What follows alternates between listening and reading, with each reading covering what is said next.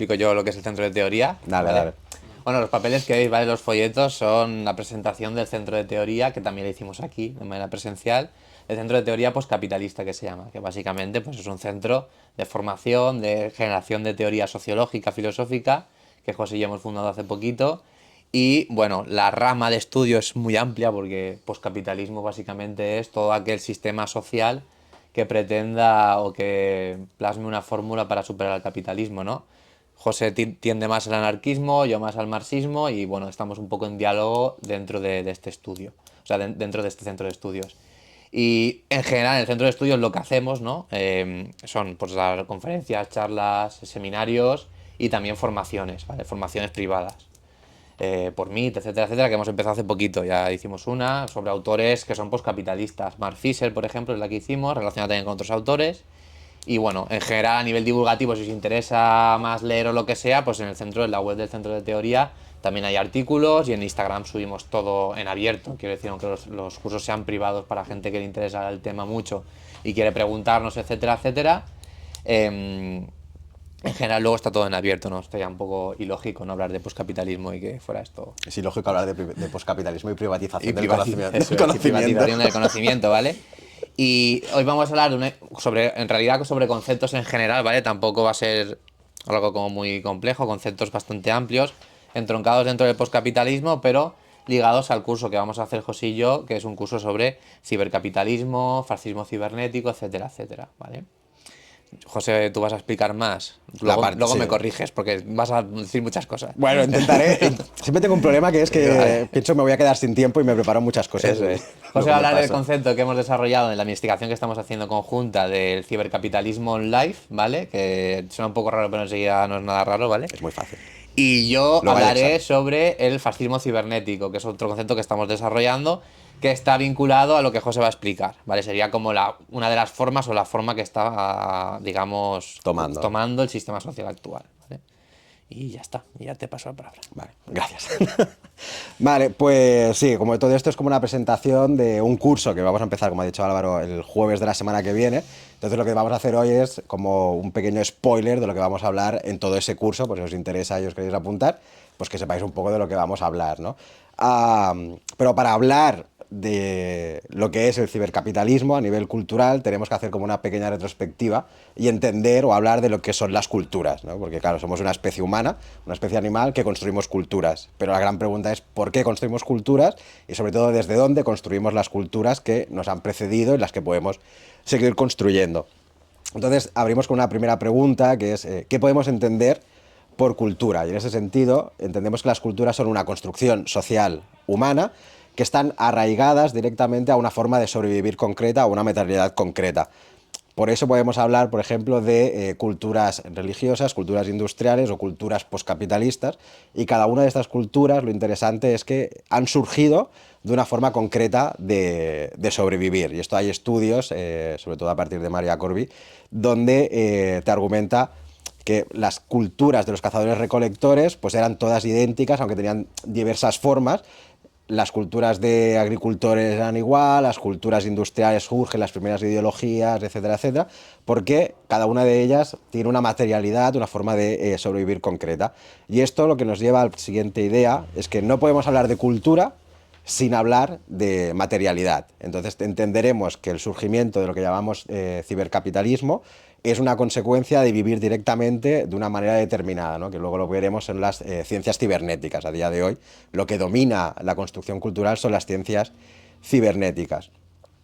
Lo interesante de todo esto, que es uno de los grandes problemas que tenemos a día de hoy, que luego Álvaro pues, nos hablará un poco más de ello, es que teníamos sociedades premodernas, que son todos los sistemas religiosos, teníamos sociedades modernas donde están todos los pensamientos ideológicos y a día de hoy vivimos sumergidos en la posmodernidad, aunque haya gente que empieza a hablar de metamodernidad, etcétera. Bajo mi punto de vista considero que seguimos muy hundidos y metidos dentro de la posmodernidad. Claro, a entender estos cambios culturales implica que los sistemas religiosos, cuando pasamos de sistemas religiosos o sistemas premodernos a sistemas modernos, pasamos de aquello que era lo donado por Dios a lo donado por la naturaleza, porque las filosofías empezaron a hablar de las cosas según un orden natural. pasamos a vivir bajo lo que es la doctrina religiosa o las doctrinas de todo orden social viene dictado por los dioses o las divinidades, a lo que es el darwinismo social en las ideologías o los proyectos más colectivistas, ¿no? La naturaleza es colectiva y por lo tanto tenemos que ser colectivos, o la naturaleza es competitiva, lo que somos nosotros es competitivos, ¿no? Darwinismo social, que luego el liberalismo lo acaba cogiendo.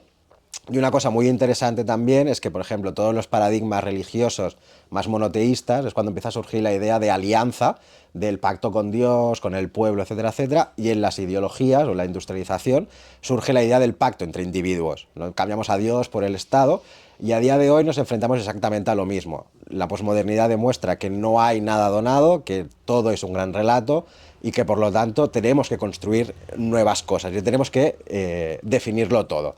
Y aquí entramos en el otro segundo nivel para hablar de las culturas, ¿no? Que es qué función cumple una cultura.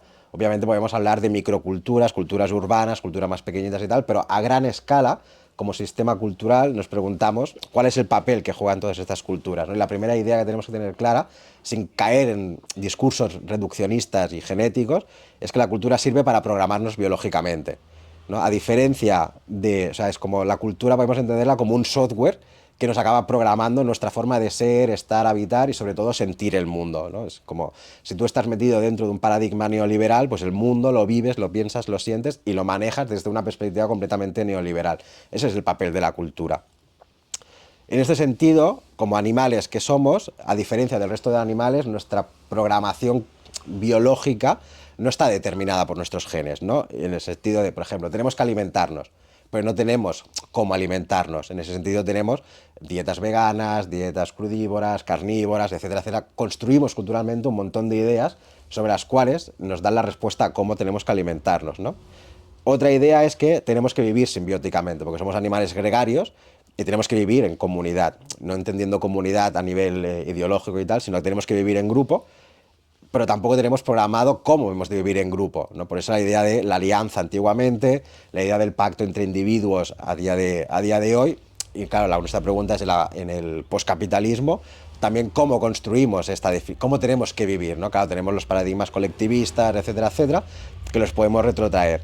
Y por último, como animales también tenemos que reproducirnos, pero tampoco tenemos determinado el cómo. Y a día de hoy, por ejemplo, tenemos autoras como Helen Hester que nos hablan de las tecnologías de reproducción, en el sentido de ya no hace falta ni reprocrearnos sexualmente, reproducirnos sexualmente, porque tenemos tecnologías que desde una asexualidad, una reproducción asexual, podemos generar vida, ¿no? Por lo tanto, nos damos cuenta de que como especie tenemos que reproducirnos, pero no tenemos el hecho de cómo la hacemos, ¿no? O incluso podemos construir prácticas sexuales y la necesidad de una reproducción, no estamos ahí atados a todo esto. Y la gracia es que cada cambio de materialidad nos obliga a responder estas preguntas, ¿no? Entonces volvemos a lo mismo, dentro de un paradigma cibernético, cómo contestamos a todas estas preguntas teniendo en cuenta que los grandes pilares que van a estructurarlo todo van a ser las ciencias cibernéticas. Y esto sería como una primera idea a grandes rasgos de cómo tenemos que entender la cultura para poder entender todo esto del cibercapitalismo.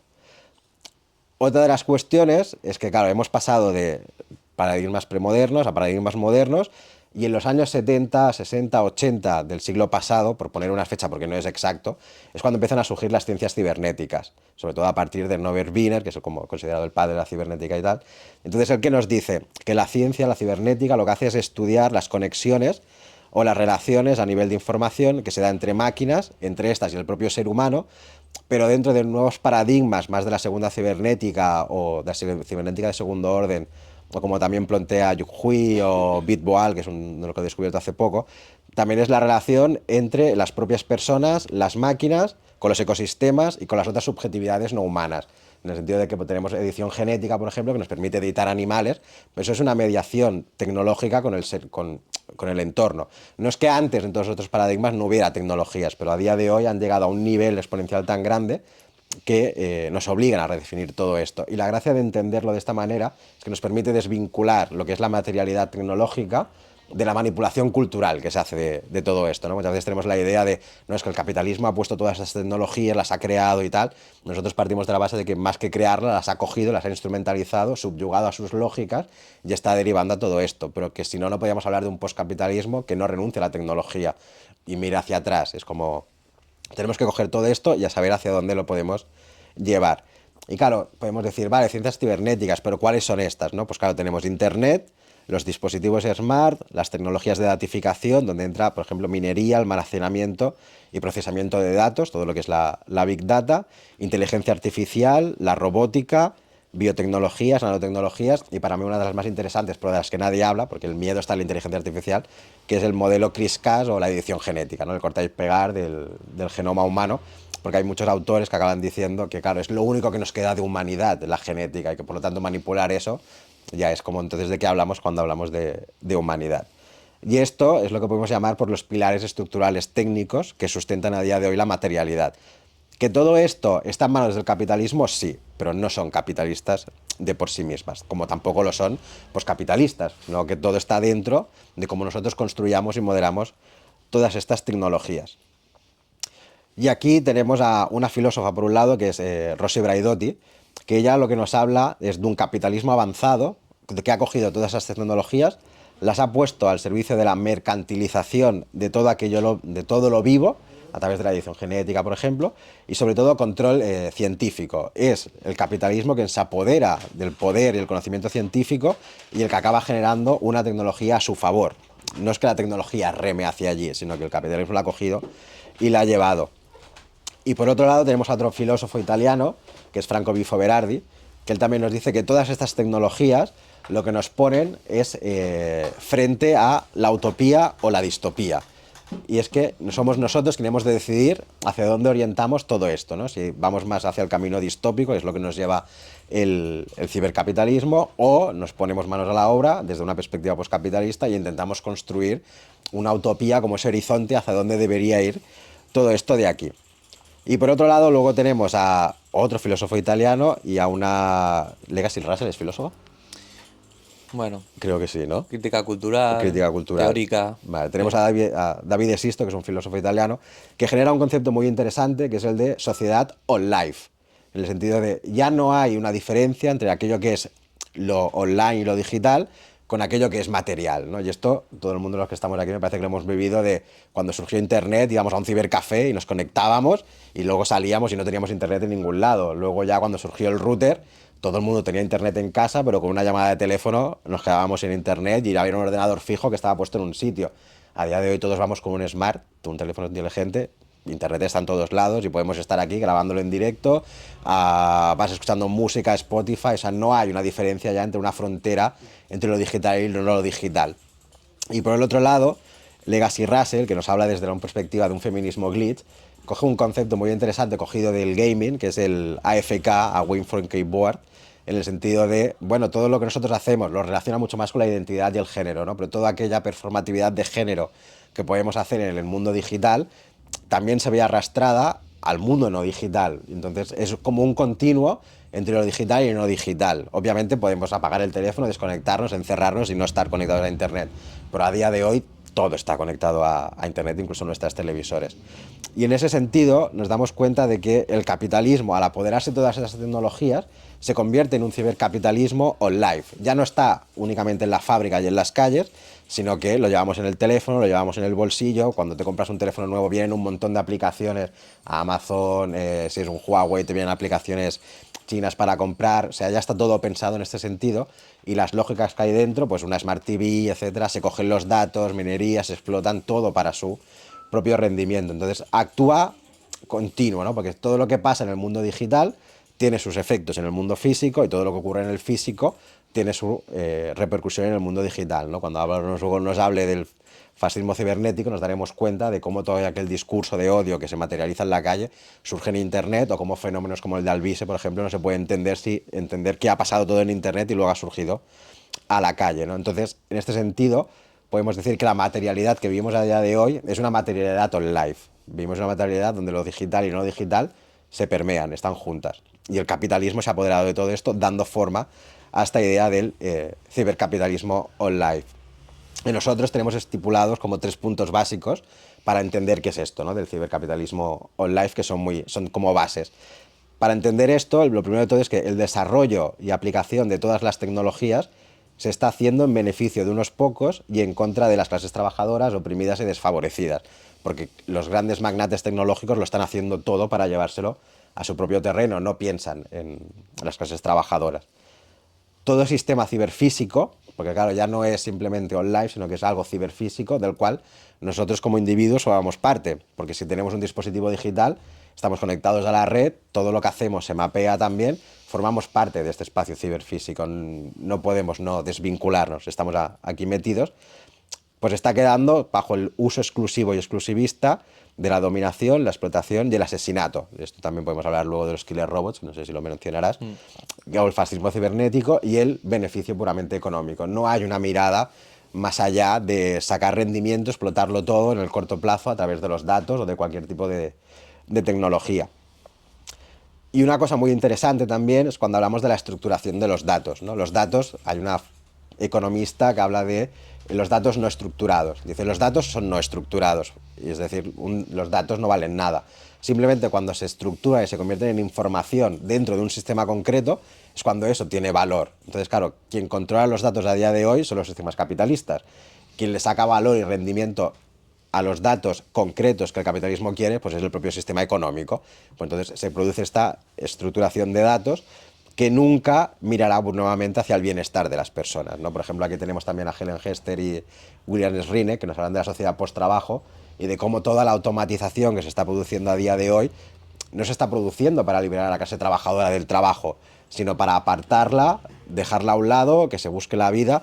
Y ella tiene un concepto muy interesante que es el de realismo doméstico, en el sentido de todas las tecnologías que se están generando a día de hoy que ayudan a las personas, sobre todo a las mujeres en este sentido, a los trabajos domésticos, porque sigue, la mujer por desgracia sigue estando relegada a ese ámbito, en realidad no le están ayudando. ¿Por qué? Porque esa tecnología implica que se tengan que hacer muchos más trabajos para que esa tecnología funcione. Entonces te das cuenta de cómo este ya cibercapitalismo aprovecha todo eso para su beneficio, no para ayudar ni a ecosistemas, porque si datifica el ecosistema es para explotarlo mejor, ¿no? Para saber cuánta rentabilidad puedo sacar de todo esto de aquí, ¿no? Hay pensadores neoliberales que acaban pensando que incluso la Tierra es como una fábrica que al humano, a la especie humana, le genera pues recursos y nosotros tenemos que aprender a explotar desde la tecnología estos recursos, ¿no? Entonces es un cambio total de paradigma. Y esto, a grandes rasgos, es lo que sería el cibercapitalismo online.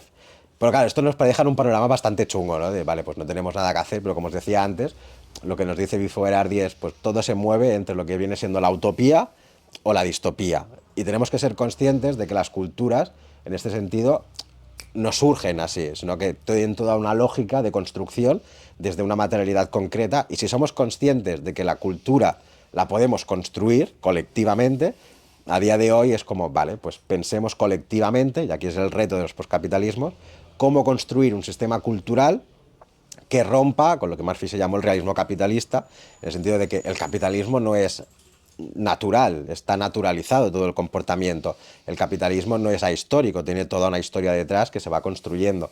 Por lo tanto, vivimos sometidos a una cultura que ni hemos elegido y encima estamos alienados de nuestra propia capacidad de construcción cultural.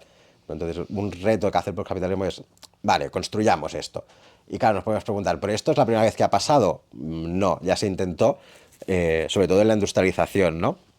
¿Por qué? Porque si somos conscientes de que lo material condiciona lo cultural y lo cultural también llega a condicionar lo material, esto no impide que podamos producir nuevas culturas, ¿no? Y esto, Deleuze y Guattari, en el Antiedipo, nos hablan de cómo en la industrialización surge una cosa que son los fantasmas de grupo, que no dejan de ser los pensamientos marxistas y anarquistas. En el sentido, cuando vivimos bajo una experiencia de opresión en una materialidad concreta, los anarquistas y los marxistas pensaron cómo, a través de la tecnología industrial, también poder producir nuevos sistemas culturales, pero sin renunciar a ellos. Obviamente sí que hubo mucho ludismo y tal, pero hay movimientos dentro del anarquismo que también eran como, vale, sobre todo Murray Bookchin, de podemos romper con una cosa que él llama la puritana ética laboral de izquierdas, de, bueno, pues en vez de pedir trabajo para nadie, ¿qué hacemos si pedimos trabajo para... en vez de pedir trabajo para todos, ¿qué hacemos si la clase trabajadora pedimos trabajo para nadie y nos vemos obligados a resignificar el trabajo porque hay máquinas que pueden hacer el trabajo esclavo que estamos haciendo nosotros, ¿no? Entonces es un cambio de paradigma completamente. Entonces, como esto ya pasó en una época, ¿no? Fue una manera diferente de desear la materialidad en la cual estos movimientos surgieron. Pues podemos decir que con el surgimiento de los postcapitalismos hoy estamos bajo la misma idea, ¿no? De, vale, estamos aquí, tenemos todo un potencial tecnológico que nos puede llevar hacia la liberación de las clases trabajadoras, sobre todo del yugo del trabajo y de romper con sociedades trabajocentristas, pues ¿qué hacemos con todo esto, ¿no? ¿Cómo podemos construir todo este mundo? Pero claro, aquí es lo mismo, ¿no? Es como, ¿somos nosotros unos iluminados y se nos ha ocurrido todo esto? No, obviamente, Helen Hester, por ejemplo, y todo el xenofeminismo y la Boria Kubonic nos hablan de la tecnomaterialidad, en el sentido de, vale, vivimos en un mundo conectado, ¿qué hacemos con este mundo conectado en favor de, el feminismo, las clases trabajadoras, etcétera? Son movimientos que no buscan un rechazo, sino una intervención política y cultural de toda la tecnología. Luego tenemos otros autores, que todos estos ya los hablaremos en el curso con más profundidad, como el matrimonio Crocker, Arthur y Marilyn Crocker, que nos hablan de que hoy en día pues, somos tecnomutantes, en este sentido de que estamos hibridados con la tecnología también está imbrincada con nosotros y con toda la materialidad. Tenemos a Max Fisher, lo que yo llamo el primer Max Fisher en su tesis doctoral, que nos habla de la esquizofrenia cyberpunk, en el sentido de, vale, nos encontramos en un momento donde estamos criticando toda la tecnología, todo lo peor de la tecnología, pero a la vez cogemos la tecnología y la intentamos llevar hacia otros lugares, ¿no? Es como, vale, estás criticando una cosa, pero a la vez la estás intentando llevar y se mueve por esto. O, por ejemplo, y aquí acabo ya para darle turno a Álvaro, la idea de Haraway y todo el movimiento cyborg de Haraway, que se contrapone muy fuerte a todo lo que es el transhumanismo neoliberal y que a día de hoy pues muchos magnates de Silicon Valley pues están buscando la inmortalidad o la singularidad tecnológica, diciendo que lo que hay que acelerar, como hace Nick Land, es la tecnología y desterrar al humano y que sea lo tecnológico quien lo domine todo, ¿no? Y aquí en este paradigma de acelerar la tecnología que lo domine todo y desterrar al humano es cuando podemos empezar a hablar del pues, el fascismo cibernético o el fascismo digital, que aquí ya Álvaro nos puede dar con más profundidad. No sé si me he enrollado mucho o No, no, no, pero... no sé, no tengo el móvil, así que bueno, pero está bien, José. Luego acordaros que podéis luego hacerle preguntas a José sobre su parte y tal. La mía está relacionada, pero sí que nos desplazamos más como a, bueno, explicar los peores efectos del cibercapitalismo, básicamente, ¿vale? Es decir, vamos a intentar hablar de la época actual, ¿no? Es decir, al día de hoy. Y para eso, ¿no? Pues básicamente voy a explicar el concepto de fascismo primero, luego el concepto de fascismo cibernético, ¿vale? Claro, vosotros cuando a lo mejor pensáis en fascismo os viene a la cabeza quizá, pues eso, los nazis, ¿no? En la Segunda Guerra Mundial, Franco, Mussolini. Mussolini, etcétera, etcétera, ¿no? Pero es más complejo y quizá peor aún, ¿no? De lo que parece.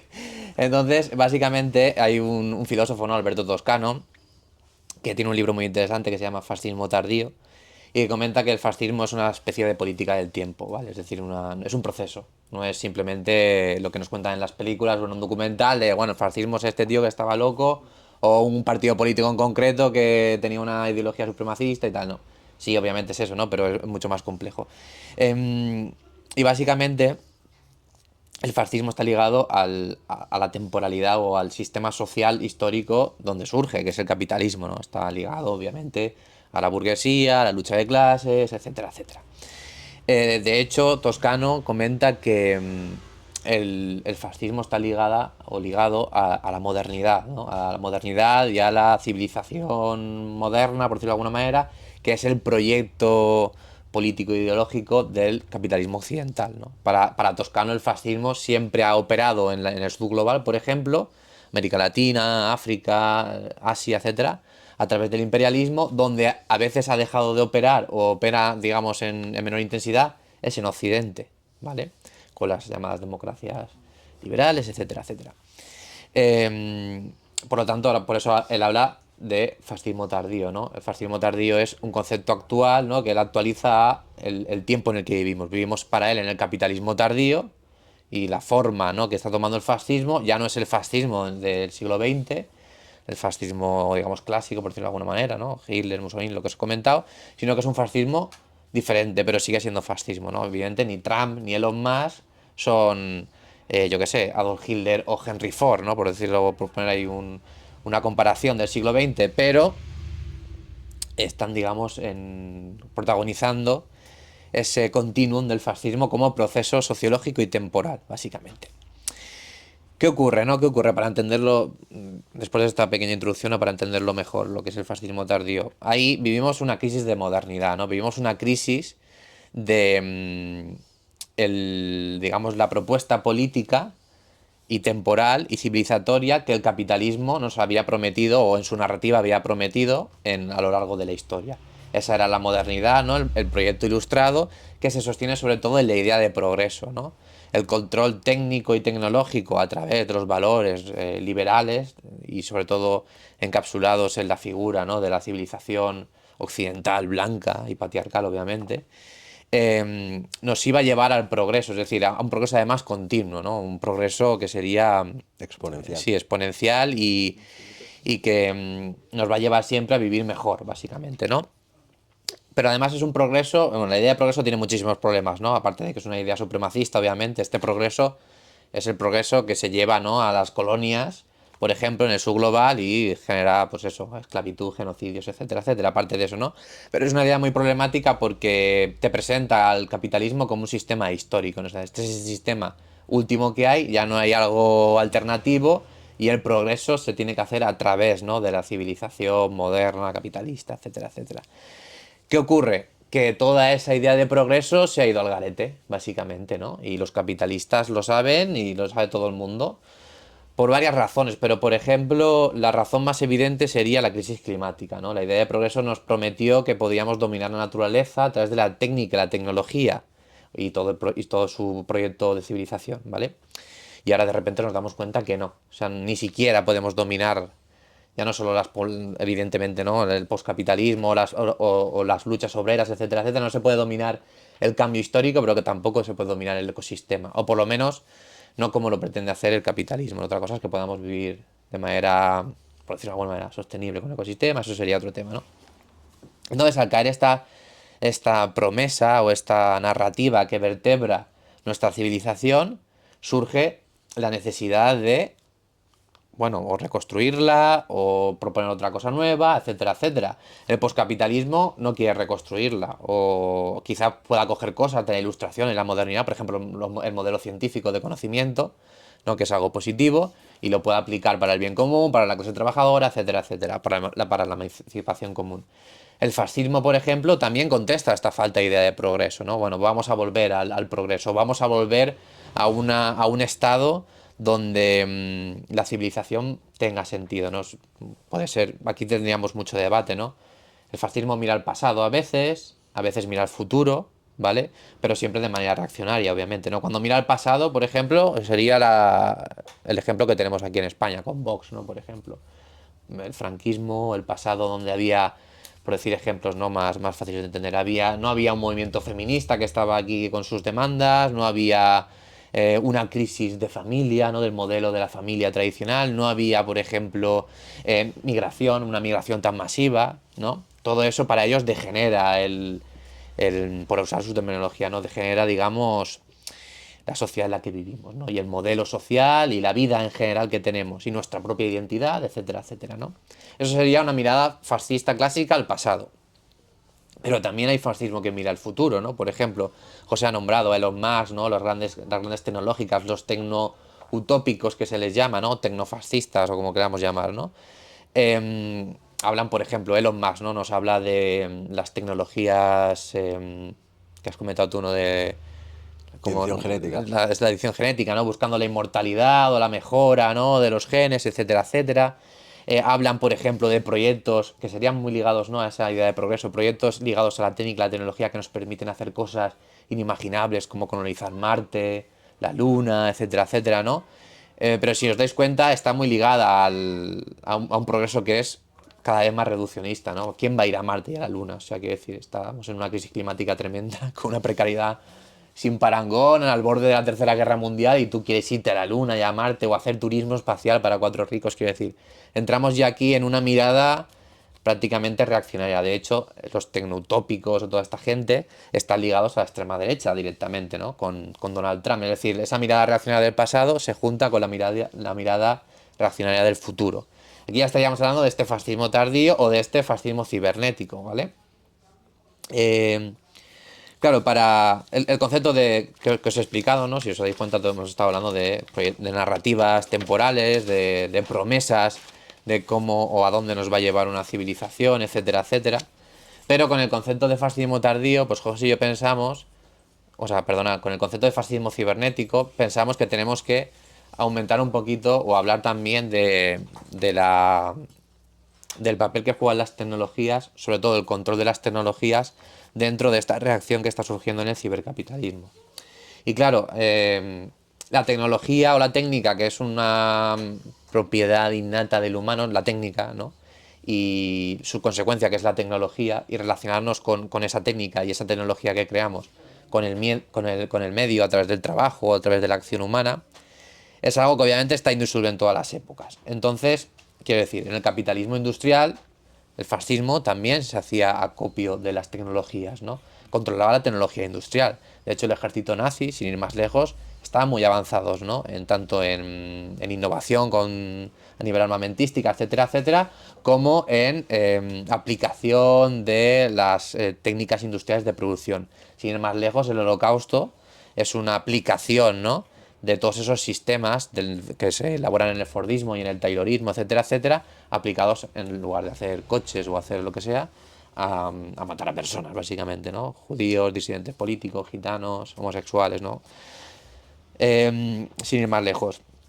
De hecho, os pongo un ejemplo. Ahora pensamos que Elon Musk o estas figuras o Mark Zuckerberg son figuras actuales, pero habían figuras muy parecidas también en el siglo XX, ¿no? De hecho, Henry Ford, que es el dueño de la fábrica Ford y por el que se acuña el sistema de producción fordista, era un ferviente nazi, ¿vale? Y digo nazi con todas las palabras. De hecho, recibió la medalla nazi al honor, etcétera, etcétera. Financió, dio dinero al partido nazi y al régimen nazi.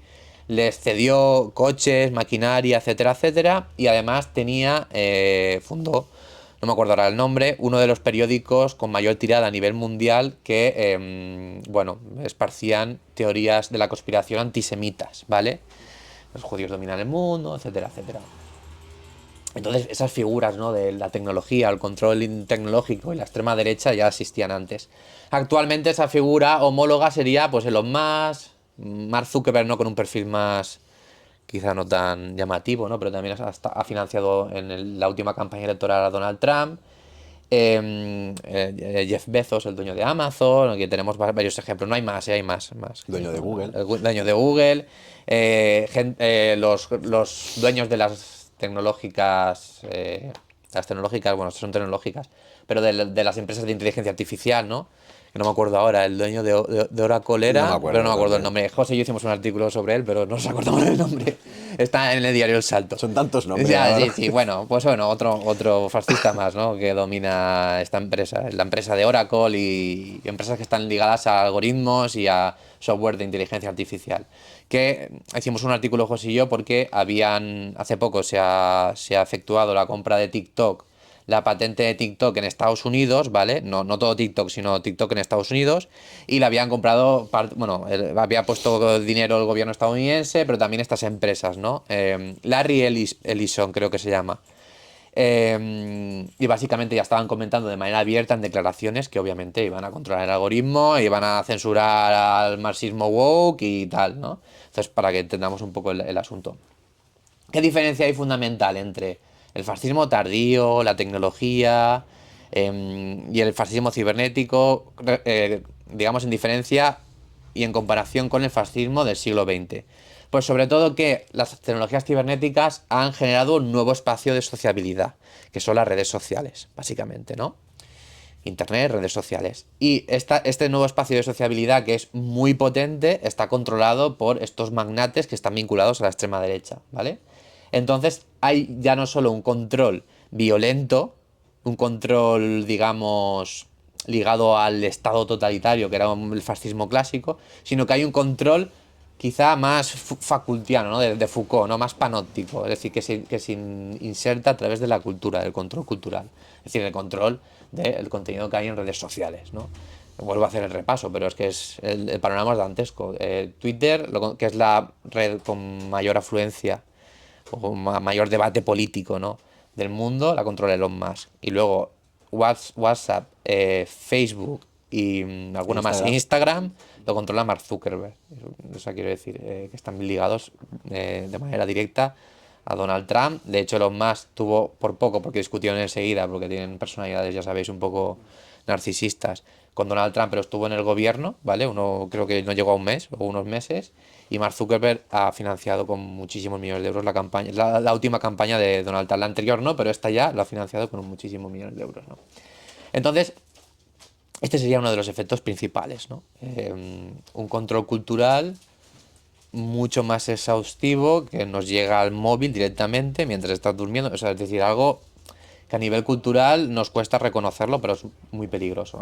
Como ha comentado José, el móvil como tal o la tecnología cibernética aplicada a un dispositivo digital inteligente como un teléfono tal, una tablet, un ordenador portátil, es algo inocuo en principio. Si lo vemos fuera, ¿no?, de un contexto histórico y político, pues vale, es una herramienta más.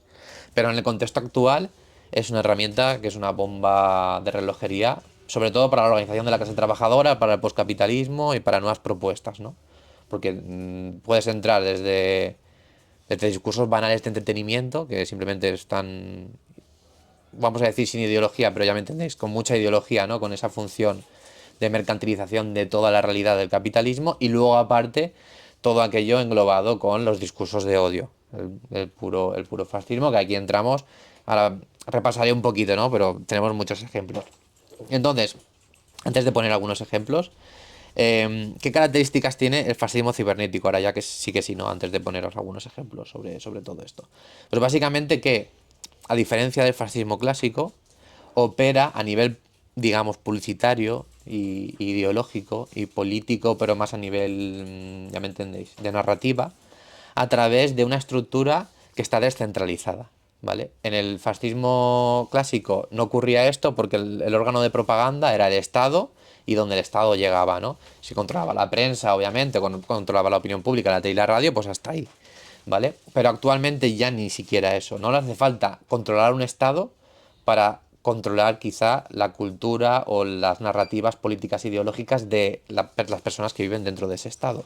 Como por ejemplo pasa en España, ¿no? Obviamente las redes sociales aquí, obviamente, quiero decir, es una disputa, ¿eh? No solo está el fascismo. Hay otras fuerzas políticas, la socialdemocracia, los liberales, los comunistas, los tal. Hay más fuerzas, ¿no? Los anarquistas, hay más fuerzas políticas en pugna. Pero sin un control del Estado, sin ni siquiera gobernar, hacen una gran influencia y muchas veces, como está pasando en muchos países, obtienen por eso una gran representatividad parlamentaria o incluso gobiernan, como en Estados Unidos, como en Italia, como, en fin, hay ejemplos infinitos, ¿no? Entonces, esa sería una de las características. El control de las redes sociales, el control de las tecnologías cibernéticas es, digamos, la aplicación de algoritmos, bots, etcétera, etcétera, ciertas herramientas que son pura manipulación, ¿vale? Y pura herramienta para generar propaganda. Por tanto, esto nos abre un paradigma quizá, pues eso, muy complicado, en el sentido de qué hacemos, renunciamos a estas redes sociales, intentamos luchar dentro de las redes sociales, buscamos redes sociales alternativas, ¿no? Como por ejemplo la gente de Proyecto Una comenta con el tema del Fediverso, ¿no? Ahí está un poco. José y yo aquí pues tenemos debate porque no lo tenemos claro, pero bueno, posiblemente sea un poco de las dos, ¿no? Sí. Intentar estar en redes sociales sin volverte loco, y luego a su vez, sin menospreciarlo ni mucho menos, intentar buscar lugares alternativos. No hace falta ni siquiera que sea una red social, sino volver a, por ejemplo, a los blogs, volver a tal, donde no haya un control, ¿no? En plan de el contenido que a ti te sale ahí, ¿no? Es una persona que está escribiendo sobre una temática concreta, ¿no? Luego, si quieres, puedes comentar el ejemplo de Wikipedia, que me ha parecido Ah, vale. interesante, ¿vale?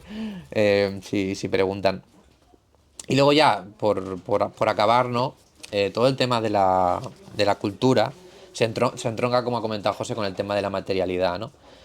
Lo que os he explicado básicamente es lo típico que veis en el telediario o en la tele o incluso en un reportaje sobre extrema derecha, etcétera, etcétera, donde nos hablan de la batalla cultural, de la guerra cultural, de que nos están monopolizando a través del bombardeo de las redes sociales, del control del contenido que hay en ellas, etcétera, etcétera. Pero lo peor no es solo esto, lo peor es que a su vez, aunque controlen las redes sociales, van controlando más y más, digamos, terrenos dentro de la materialidad, ¿vale? Dentro del capitalismo. Hay un concepto de un sociólogo que es norteamericano, William Robinson, que nos habla del estado policial global. Él se da cuenta que el fascismo actual, ¿vale? Está como muy vinculado al aumento de capital, del flujo de capital en los mercados que están relacionados con la violencia. Y eso explica un poco lo que es la violencia para él, ¿no? Es mercados armamentísticos, ¿vale? La guerra, básicamente. Y todo lo que está relacionado también con la seguridad privada, ¿vale? Que va desde lo que pensáis, obviamente, de seguridad privada, de una persona que trabaja de seguridad en cualquier sitio, a grupos paramilitares, ¿no? Directamente, que son contratados por ejércitos, por gobiernos o por personas burguesas simplemente para que estén vigilando el barrio donde viven, ¿no? Que a lo mejor es un barrio amurallado, un condominio, que eso pasa mucho en el sur global, ¿no? Latinoamérica, Asia, África, y bueno, tienen ahí literalmente un ejército, ¿no? En Estados Unidos ahora también está pasando esto bastante. Entonces, Robinson se da cuenta en su investigación, básicamente, que está aumentando muchísimo el dinero que se está invirtiendo por parte ya no solo de las clases capitalistas y de las empresas, sino de los propios capitales públicos de los estados en este mercado, ¿no? Él habla, por ejemplo, también de que esto es obviamente un ejemplo de que ni mucho menos está todo cerrado, de que hay toda una estrategia que está evidentemente encauzada y capitalizada por las clases burguesas para prevenir un alzamiento obvio que va a haber de la clase trabajadora, porque el sistema civilizatorio se ha acabado, ya no da para más y solo va a generar más precariedad, más desigualdad y más problemáticas. Y todo este aumento en estos mercados, que son mercados de control social, de vigilancia, de represión directamente, están vinculados, obviamente, por un lado, a la extracción de plusvalía. Son mercados muy rentables, ¿no? Una guerra genera mucho dinero y el mercado de la represión también puede generar mucho dinero, obviamente.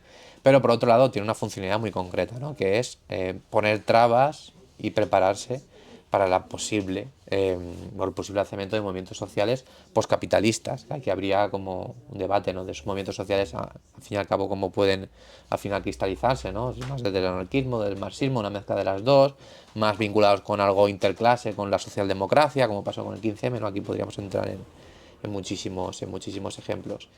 Y luego ya para acabar, ¿no? Que lo último que tenía, me estoy alargando bastante, creo, no lo Claro, sé, pero tampoco bueno. llevo el control. Vale. Y ya para acabar, y podéis preguntar cosas o podemos comentar, o José puede poner el ejemplo también de que es interesante de la Wikipedia. Pero todo esto no está relacionado con todo el tema de la obra de Fisher, que también vimos, ¿no? De lo que os he comentado, ¿no? Del deseo postcapitalista, de ese cierre ideológico, de ese, bueno, de esa problemática actual de desafección política que vivimos, que está muy relacionado tanto por el fin de esta materialidad en cuanto a modelo sostenible, por decirlo de alguna manera, nunca ha sido sostenible, pero ya me entendéis, ¿no? Como modelo que pueda seguir funcionando como sigue funcionando, aunque genere un montón de violencia, etcétera, etcétera. Y por otro lado, ese problema que tenemos a nivel cultural de vivir en un sistema material pues tan total, tan totalizante, que genera una ideología que se presenta como una naturaleza y que se presenta como un sentido común y, y que obviamente tenemos que hacerle frente porque nos dirige hacia el fascismo y hacia lo peor, básicamente.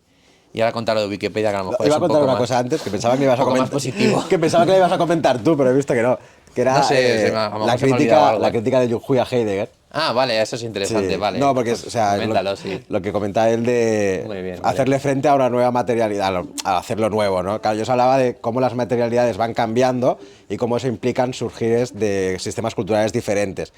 Claro, tenemos que entender que el paso de sistemas, el final de los sistemas agrarios o agrarios autoritarios, ganaderos en el fin que dio paso a la industrialización, finalizó con 2 guerras mundiales. ¿Vale? Es todo un proceso, no es que surgieran, sino que va todo allí. Claro, en ese cambio de materialidad, pues como os comentaba antes, hay que volver a redefinirlo todo porque hay unos valores que ya estaban y el cambio implica construcción de nuevos valores. Entonces, lo que está pasando hoy en día es exactamente lo mismo, pero uno de los grandes pensadores de Europa, que fue Heidegger, generó la idea de el regreso al hogar. ¿Por qué? Porque todo lo que estaba sucediendo rompía con la idea de los valores tradicionales, etcétera, porque se estaba buscando una nueva manera de habitar el mundo desde lo industrial. Claro, frente al miedo de perder aquello que era seguro, él lo que hace es volver atrás, ¿no? ¿Cómo lo llama él? La naturaleza, El ser. no, el Volk, ¿está El alemán? Volk, sí, el Pues Volk es el concepto de pueblo vale, pues lo alemán. esencializa el pueblo alemán, es que lo ha trabajado más de él esta idea. Y luego en Asia, que está toda la escuela de Kioto, con Kitaro Nishida, le acaba pasando exactamente lo mismo, ¿no? Y acaba generando también un fascismo en Asia ¿Por qué? Porque se ven influenciados mucho por la obra de Heidegger. Entonces generan también, frente a la misma situación que les está pasando, pues este regreso al hogar, a los valores tradicionales, etcétera, etcétera. Entonces hoy con todos los discursos fascistas o neofascistas o del fascismo tardío pasa exactamente lo mismo, ¿no? Vox lo que busca es volver a recuperar el papel de la mujer esencial, etcétera, y tenemos la última polémica que pasó en Estados Unidos sobre la idea de, para que veamos que estamos está llegando todo otra vez a niveles incluso genéticos, del anuncio de una mujer que era como The Good Jeans, ¿no? Que era como, están anunciando los nuevos vaqueros, pero juegan con la palabra jeans porque es una mujer, típica mujer guas, ¿no? Muy exuberante, rubia, ojos azules, etcétera.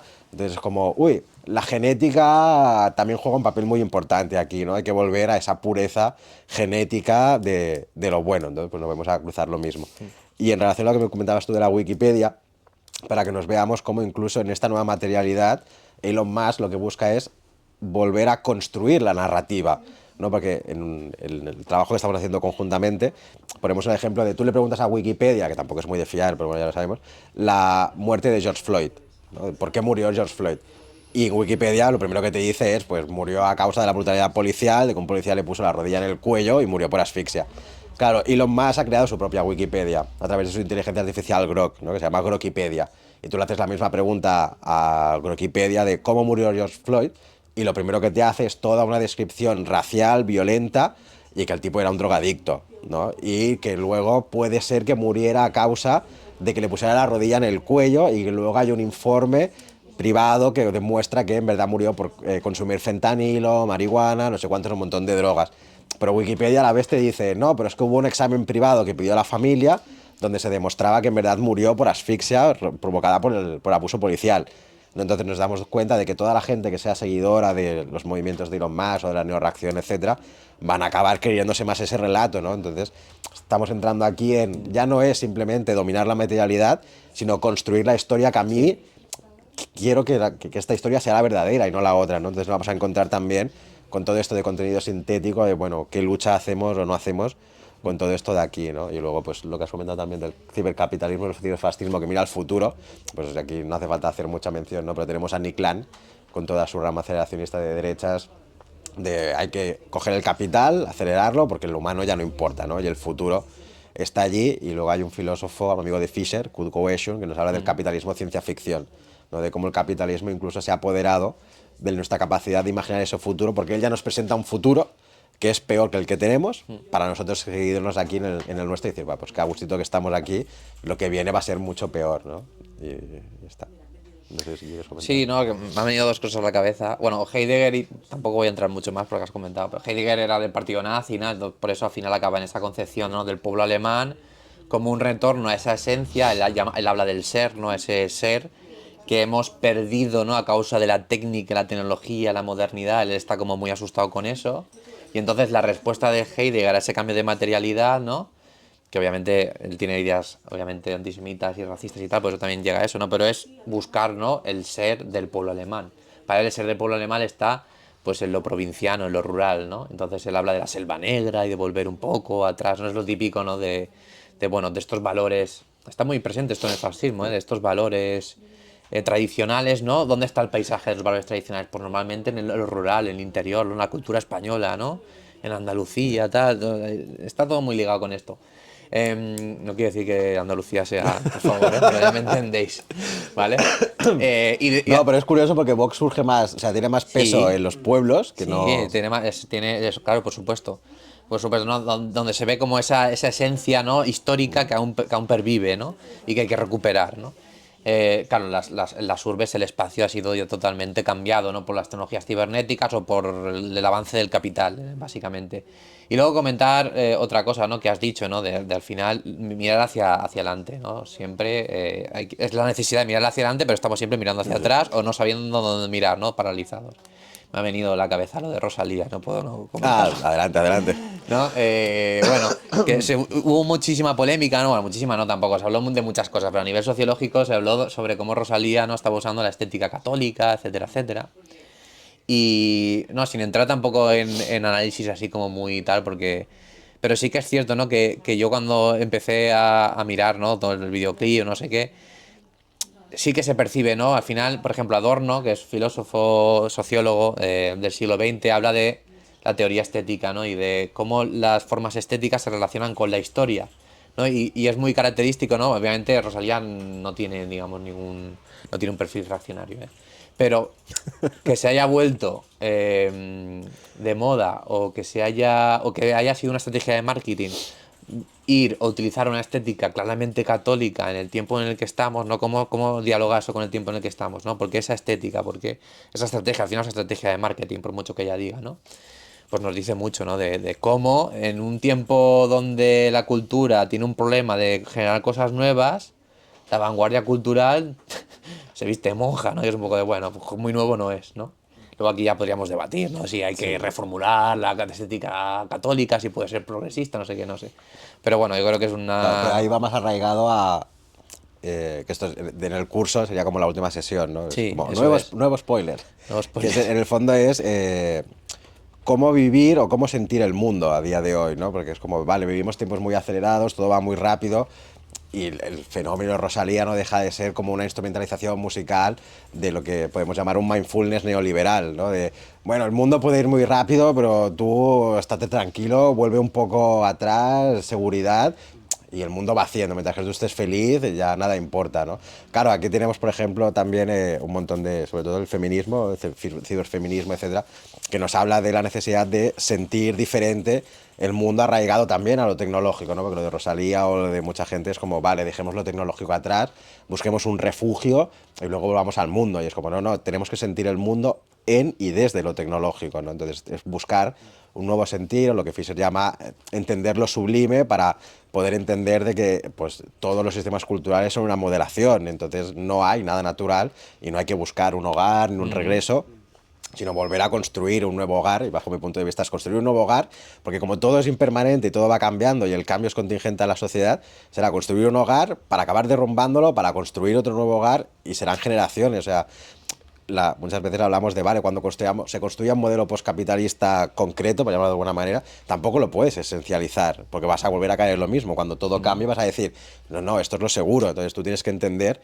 que todo es contingente al cambio y no sé cuánto tiempo, todo va muy rápido, ¿no? Pero ¿cuándo cambia la nueva materialidad? No lo sabemos. Pero ese cambio de materialidad se volverá a enfrentar al mismo problema que nos estamos enfrentando ahora. De, vale, hay que volver a reconstruirlo todo y nunca con nostalgia, ya que podíamos hablar de Tanner y el porsiemprismo y la mercantilización de la nostalgia, etcétera, etcétera. Pero bueno, todo eso va en el curso y a partir de ahora si queréis preguntas, no sé qué quieras decir algo más. No, más convencido, José. Vale, vale. No sé si es bueno o malo, pero... No, bien, bien, bien. Yo no es una pregunta, pero Espera. a ver si... A ver. Ya que estamos grabando. Ah, vale, vale. Hoy que se está grabando. Es verdad. No es exactamente una pregunta, pero me gustaría meternos un poco más de nuevo, entender un poquito mejor la conexión entre fascismo y los CEOs de las principales tecnológicas, Mark Zuckerberg y el resto, Satya Nadella y tal, porque a lo mejor es falta de conocimiento de qué es el fascismo, pero yo lo entendía como la crisis del capitalismo y cómo lo estamos viendo, cómo se manifiesta en Europa y se va expandiendo con los diferentes líderes políticos carismáticos, pues Meloni en Francia, en Polonia hay otro, en Amanecer Dorado por el norte, pero me cuesta entenderlo, la conexión, que no digo que no la haya, pero no lo entiendo del todo, entre los CEOs de las tecnológicas y el fascismo. O sea, sí que veo que se han sentado a la mesa con Trump, que le lamen el culo todos a fuego y todo eso, pero no veo la conexión, me cuesta verla. O sea, Vale. quiero entenderlo mejor. Sí, sí, yo te explico, yo creo, más o menos. Claro, o sea, primero te explico creo que se debe entender el fascismo también como lo explica Toscano, ¿no? Es verdad que, por ejemplo, nosotros cuando visualizamos el fascismo pensamos en lo que tú has comentado, ¿no? Líderes carismáticos, Europa, obviamente, ¿no? Es verdad, ¿no? El supremacismo, todo el fascismo, digamos, o el poder del fascismo, mejor dicho, surge ahí, ¿eh? Surge en Occidente, eso tiene que quedar claro. O surge en imperios o en potencias capitalistas ligadas a Occidente como Japón, ¿vale? Etcétera, etcétera. Pero, como dice Toscano, el fascismo es una política del tiempo, ¿vale? Es decir, es un proceso histórico, no es la Segunda Guerra Mundial y el auge del fascismo. El fascismo ya se inicia en el imperialismo, ¿vale? En el imperialismo ya están todas las narrativas que luego se vierten en el fascismo y en la Segunda Guerra Mundial, ¿no? O sea, en el imperialismo ya hay ciencia diciendo que los negros son inferiores, que hay razas, etcétera, etcétera, ¿no? Eso por un lado. Entonces, lo que Toscano dice es que el fascismo no se ha ido, sí que fue derrotado en la Segunda Guerra Mundial por el liberalismo y el comunismo y tal, pero no se ha ido en Europa, por supuesto ha vuelto, pero además en otros muchos lugares ha seguido operando sin parar, ¿vale? Desde antes, ¿no? Incluso de la Segunda Guerra Mundial. Eso por un lado. Y luego la conexión es básicamente, bueno, dependiendo, ¿no? De qué CEO deberíamos ver qué conexión tiene. La conexión es conexión a nivel de capital, básicamente, dinero, ¿no? O sea, quiero decir, si tú financias la campaña electoral de una persona que tiene un programa político fascista, pues bueno, eres un fascista, obviamente. No eres un político fascista, eres un empresario que está apoyando ese proyecto político, ¿no? Por ejemplo, lo que he comentado, Elon Musk tiene un perfil como mucho más radical, por ejemplo, que Zuckerberg. Elon Musk tiene un discurso abiertamente antisemita, tiene tweets negando el holocausto, cosas así, ¿vale? Y obviamente es profundamente transfobo, en contra del LGTBI, antifeminista, anticomunista, por supuesto, etcétera, etcétera, ¿no? Es decir, tiene un discurso abiertamente de extrema derecha o de fascismo tardío, ¿no? Del fascismo actual, ¿no? Quizá no del fascismo anterior, ¿no? Eso por un lado. Y luego, por ejemplo, hay quizá, pues eso, conexiones que únicamente, pues ya no son a lo mejor discursivas o públicamente discursivas, como lo de Mark Zuckerberg, ¿no? Como si tú has financiado con, creo que fueron más de 400 millones de dólares a la campaña electoral de Donald Trump, quiero decir, hasta que, evidentemente, aquí entraríamos, ¿no? En plan de, bueno, quizá no piensa exactamente lo que piensa Donald Trump, pero sí que está a favor, ¿no? De ciertas, sobre todo a nivel económico, etcétera, etcétera, aunque luego a lo mejor a nivel más cultural, ¿no? Pero bueno, creo que eso ya son matices, ¿no? Dependiendo. Por ejemplo, cuando hablamos del dueño de Oracle y tal, pues también tiene un discurso muy radical este hombre, tiene un discurso muy radical, muy antisemita, abiertamente, narcisista. Digo, quiero decir que hay como muchos matices, ¿no? Y luego también me viene a la cabeza el tema del contenido que hay en las redes sociales, ¿no? Que es un poco, por eso es la conexión, ¿no?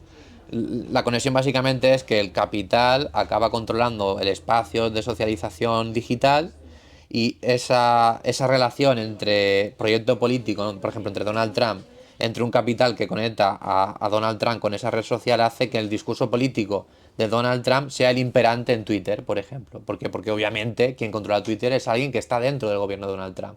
En este caso digo dentro porque Elon Musk sí que tuvo un cargo durante un mes dentro del gobierno y luego acabaron discutiendo, ¿no? Por discrepancias y tal, y se fue. Entonces eso es un poco lo que te diría, así Claro, pero no solo como hablábamos antes de materia de datos live y un montón de tecnologías cibernéticas, el espacio digital es una. Pero, por ejemplo, en Francia, en las Olimpiadas, se instalaron todo un sistema de videovigilancia bajo el precepto de la seguridad. Y ahora se ha decretado por ley que todo ese sistema se queda, o no se ha acomodado muy bien, pero que está allí. Pero claro, ese sistema era como incluso una persona que puede ir con la misma estética que yo, puesta en un sitio sospechoso, ya tiene objetivo de delincuencia, ¿no? Y también lo que comentaba él, que ya no es un capitalismo de grandes manifestaciones, hay un fascismo de grandes manifestaciones, camisas pardas, camisas negras, lo que queramos. O sea, es útil, descentralizado, se mueve por todos sitios, utiliza todo tipo de tecnología para coger todo esto de aquí, ¿no? Incluso la ilustración oscura de Nick Land, que sería como este fascista, abiertamente fascista, que mira hacia el futuro. Es como, vale, ¿cómo acabamos con las diferencias o por las brechas intelectuales? ¿No? Porque claro, si los negros son tontos genéticamente porque les ha tocado, pobrecitos, los editamos genéticamente y por lo tanto ya serán igual de intelectualmente igual que los blancos, ¿no? Claro, los nazis hacían experimentos genéticos y gracias, entre comillas, a los experimentos genéticos de los nazis, hoy existen un montón de líneas rojas sobre biomedicina, etcétera, etcétera. Pero claro, ya se están volviendo a coger estos discursos, ¿no? Como os comentaba lo del anuncio, de estamos preponderando otra vez en la esencia, en la naturaleza de las cosas. En el ser humano es así porque tiene esta genética, y la genética, qué casualidad, la de los blancos es mejor, ¿no? E incluso Nick Land coge mucho el discurso de Curtis Yarvin, que es uno de los voceros de la extrema derecha americana, donde acaba diciendo que, bueno, a día de hoy gana la izquierda porque hay más genética de izquierda, ¿no? Entonces, y a ti tú tienes una predisposición a votar a uno u otro porque genéticamente tal, ¿no? Entonces, claro, si todo este discurso va permeando, es como te voy a editar genéticamente para que seas más propenso a votar a la derecha. Entonces, claro, es el uso de todas esas tecnologías en muchos niveles, no simplemente en el espacio digital, que es uno, sino cómo todas esas tecnologías interactúan. Porque una de las cosas que comentan, ya no solo Rossi Braidotti, sino con muchos sociólogos y sociólogas de la Unión Soviética, es como estas tecnologías antes de los 70 o 80 ya existían, pero funcionaban de manera independiente y a día de hoy se han puesto todas a trabajar, ¿no? Entonces, claro, todo lo que repercute en el mundo digital, podemos estar nosotros buscando cualquier tipo de información, uy, catalogado porque estás buscando información sobre izquierda o contra la extrema izquierda, pues ya lo tienen fichado de alguna manera, localizado y tal, no es como todo lo que daba Zuboff, que no me acaba de convencer mucho, de este capitalismo de la vigilancia, ¿no? Como si no hubiera nada más, el tener un smartphone es vigilancia absoluta. Claro, la vigilancia esta ya no es tener a las SS en la calle, no es tener a las SS digitales en el móvil que te lo controlan todo. Entonces sí que sería cuestión de mirar todos los aspectos o todos los detalles descentralizados de lo que era el fascismo antes en una forma estatal, ¿no? O por ejemplo lo que comentábamos antes de no puedes entender el fenómeno de Alvise político sin que salga esto, o lo de Torre Pacheco, ¿no? O sea, todo lo que se coció en redes de caza al migrante, etcétera, etcétera, luego se materializa de una manera, ¿no? O, ¿cómo se llama? Núcleo nacional, no sé si tiene mucho más presencia en internet que en la vida, que en lo material, ¿no? O sea, hay un caldo de cultivo allí que sobre todo a la derecha, la extrema derecha, sabe capitalizar muy bien y sabe muy bien mover esos discursos, aparte porque el contenido de izquierdas o crítico es censurado y el otro campa a sus anchas y no hay ningún problema. Ay, da igual.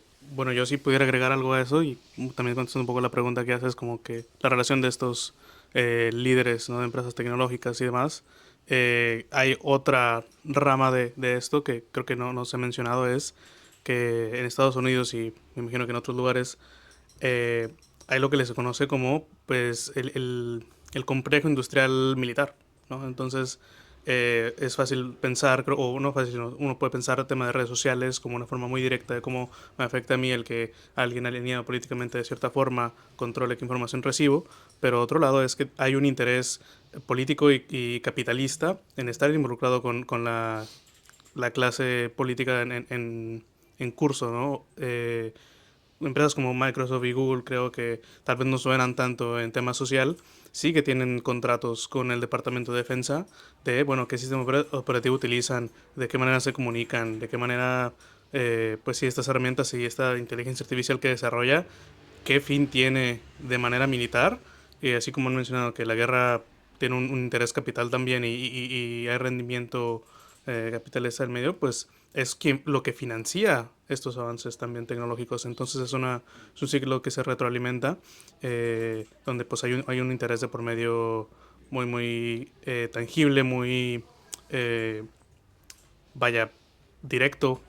Hubo revueltas ya hace unos años, no ha vuelto a sonar, pero gente salió a marchar fuera de estas empresas que estaban en contra de proyectos, no recuerdo, había un proyecto del globo y demás que tenía que ver cómo se utilizaban y cómo se construían herramientas para vigilancia en otros países, para poder monitorear otros países en estas empresas que uno no pensaría que están involucradas, y la realidad es que sí.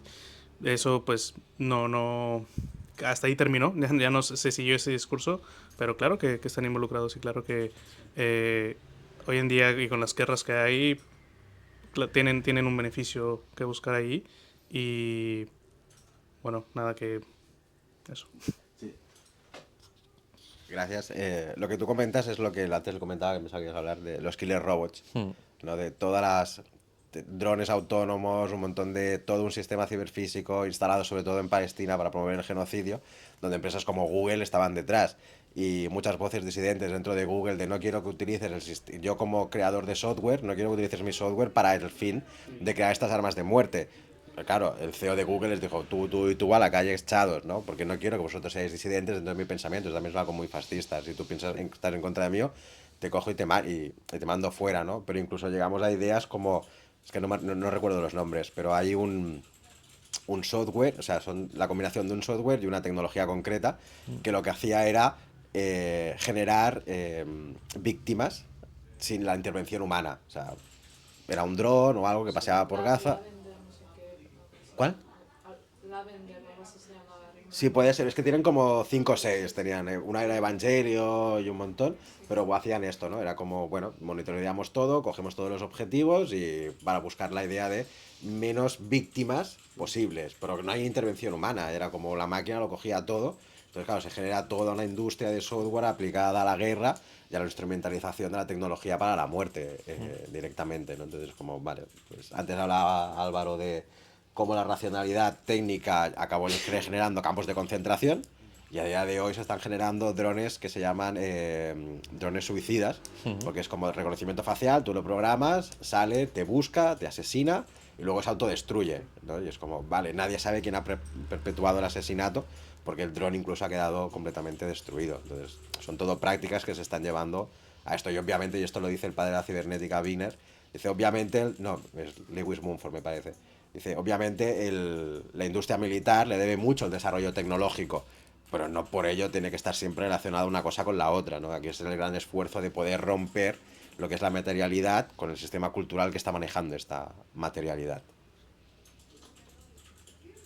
Sí. ¿Algún comentario? Si no documento yo algo, pero bueno, Sí, sí. por no explicar más, ¿no? Sobre el tema, yo creo que has comentado todo bastante bien, pero por poner otro ejemplo, ¿no? Y pues arrojar como más luz sobre este tema, que es como muy interesante, ¿no? Por ejemplo, William Robinson, cuando habla de el estado policial global, el auge de los nuevos fascismos, ya veis que Toscano le llama fascismo tardío, Robinson nuevos fascismos, pero están ahí con plan de, bueno, esto es otra cosa que no es el fascismo actual, pero bebe de aquí, tiene mucho de aquí también, ¿no? Del siglo XX, quiero decir. Y él habla de, por ejemplo, la conformación del Estado policial global, y cuando él habla de Estado policial global ya te lo está diciendo en el nombre, te está diciendo, ojo con esto, porque no Donald Trump únicamente o no fulanito de tal que obviamente es fascista va a llevar a cabo estas políticas. Un gobierno socialdemócrata, como pasa de hecho España sale en el libro, sale en muchos países, España, Alemania, etcétera, donde puede haber un gobierno o conservador, liberal conservador o socialdemócrata, que no es abiertamente de extrema derecha, sigue nutriendo con millones y millones de euros de Producto Interior Bruto de impuestos, mejor dicho, a la industria militar, ¿no? De hecho, comentan como en la Unión Europea ha aumentado en el triple o el cuádruple en los últimos 10 años el presupuesto en armas, ¿no? Y de hecho pone el ejemplo de España, que ha sido como el país creo que más ha aumentado en los últimos 20 años, ¿no? Entonces es un poco para que veamos, ¿no? Entonces Robinson lo que se da cuenta es, bueno, si al fin y al cabo los estados actuales se están convirtiendo en estados militarizados, en estados enfocados al control y la vigilancia de su población, por mucho que gobierne la socialdemocracia o un gobierno capitalista, sin decir tal, no se está convirtiendo esto en un estado policial fascista, ¿no? Es lo que se pregunta él, dice, porque al fin y al cabo el aumento de inversión tan drástico en los últimos 20 años de todos los países absolutamente en estos ámbitos, vigilancia, seguridad y violencia directamente, al fin y al cabo va a derivar en un estado fascista, obviamente, de control y de represión, básicamente, ¿no? O un estado totalitario, lo que queramos llamar, ¿no? Y de hecho también pone los ejemplos, de hecho, no recuerdo si lo pone, creo que sí, pero los pongo yo, ¿no? No sé si habéis visto en la tele, más en prensa que en la tele, obviamente, todo el tema de la infiltración policial en movimientos pacíficos en España, ¿vale? Movimientos a lo mejor independentistas de aquí, movimientos ecologistas incluso, movimientos anarquistas, en la Cineteca de aquí hubo, que es un colectivo que está en el barrio de Sant Andreu, ¿no? Y tuvieron un caso de infiltración policial, un colectivo donde hacen eventos culturales, ¿vale? Y tienen un sindicato de vivienda y tal. Quiero decir, no son células terroristas. Y había policía infiltrada, ¿no? Incluso durante varios años, estableciendo incluso relaciones personales con gente de estos grupos y generando luego un daño psicológico tremendo. De hecho, hay un documental, creo que es La Sexta, que lo comenta, ¿no? Todo esto. Toda esa lógica está dentro del Estado policial global, ¿no? Todo que lo que es poco.